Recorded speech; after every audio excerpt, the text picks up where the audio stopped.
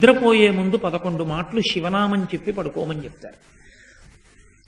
తెల్లవారి నిద్ర లేచేటప్పుడు మీరు పరమశివ భక్తులైనా సరే, మీ కులదేవత పార్వతీ పరమేశ్వరులైనా సరే, శివశివ అంటూ లేవడాన్ని శాస్త్రం అంగీకరించదు.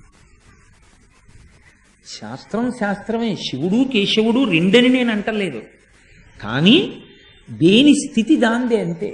నిద్ర లేచినప్పుడు మొట్టమొదట నోటి వెంట పైకి రావలసినటువంటి మాట ఏదో శాస్త్రమే నిర్ణయం చేసింది.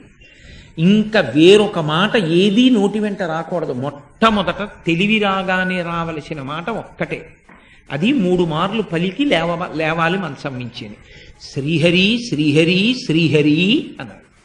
3 మాటలు శ్రీహరి అన్న నామం చెప్పి మాత్రమే లేవవలసి ఉంటుంది. అంటే జాగృతి ప్రారంభమైంది. నిద్ర లేచాడు, రక్షణ చెయ్యవలసినటువంటి వాడు శ్రీ మహావిష్ణువే.